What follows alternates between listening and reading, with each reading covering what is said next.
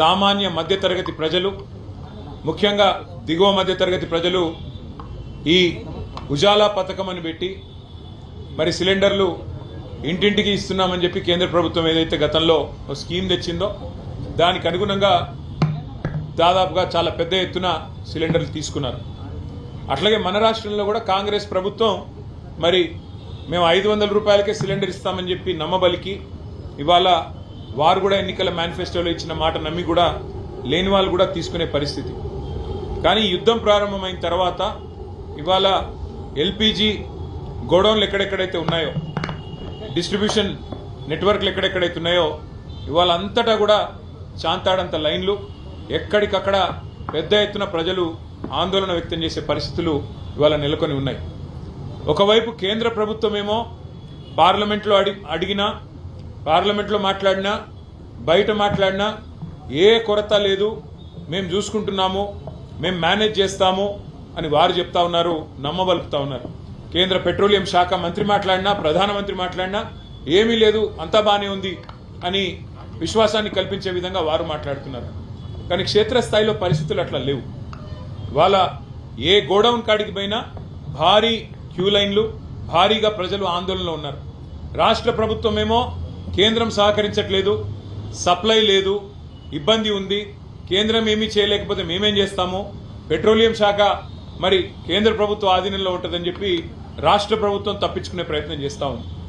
మాకున్న విశ్వసనీయమైన సమాచారం ఏంటి అంటే కేంద్ర ప్రభుత్వం కూడా ఈ 4-5 రాష్ట్రాల్లో ఏవైతే ఎన్నికలు ఉన్నాయో అప్పటిదాకా ఆగి మే 4 తర్వాత మరి సిలిండరు సైజును కూడా తగ్గించే ప్రయత్నం చేస్తూ ఉన్నారు అనేది మాకున్న విశ్వసనీయమైన సమాచారం.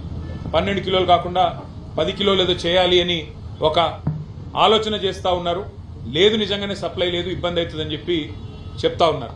కానీ నిజానికి ప్రజలకు వాస్తవాలు తెలియనీయకుండా, ప్రజలకు వాస్తవాలు చెప్పకుండా మభ్యపెట్టి, ఇబ్బంది పెట్టి సామాన్య మధ్యతరగతి ప్రజలను రెండు ప్రభుత్వాలు కలిపి గోసబుచ్చుకుంటా ఉన్నాయి.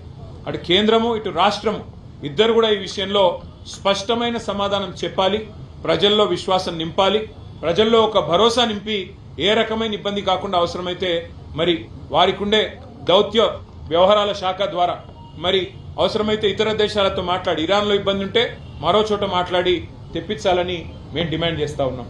ముఖ్యంగా సామాన్య మధ్యతరగతి ప్రజలు, ఇందాక నేను చెప్పినట్టు ఆంబోతుల కొట్లాటలో లేగలు బలైనట్టు సామాన్య మధ్యతరగతి ప్రజలు ఇవాళ ఇబ్బంది పడతా ఉన్నారు. దేశవ్యాప్తంగా, రాష్ట్ర వ్యాప్తంగా తీవ్ర ఆందోళనలు ఉన్నాయి. అంతెందుకు, మా ఇంట్లో, అక్కడ ఇక్కడ చెప్పేది కూడా కాదు, మా ఇంట్లో నా వైఫే అడిగింది, యుద్ధంతో ఇంక సిలిండర్లు దొరకవంట కదా, తెప్పించుకోవాలంట కదా అని చెప్పి అడిగే పరిస్థితి. అంటే ఇవాళ ప్రతి ఇంట్లో ఇది ఒక చర్చగా మారిపోయింది, చర్చనీయాంశంగా మారిపోయింది. కాబట్టి ఈ విషయంలో వెంటనే కేంద్ర రాష్ట్ర ప్రభుత్వాలు ఒక వివరణ ఇచ్చి మరి కేంద్రంలో, రాష్ట్రంలో కొరత లేకుండా చూడాలని, వెంటనే ఈ విషయంలో ఒక సకారాత్మకమైన వైఖరి ప్రకటించాలని చెప్పి రాష్ట్ర ప్రభుత్వాన్ని డిమాండ్ చేస్తున్నాం.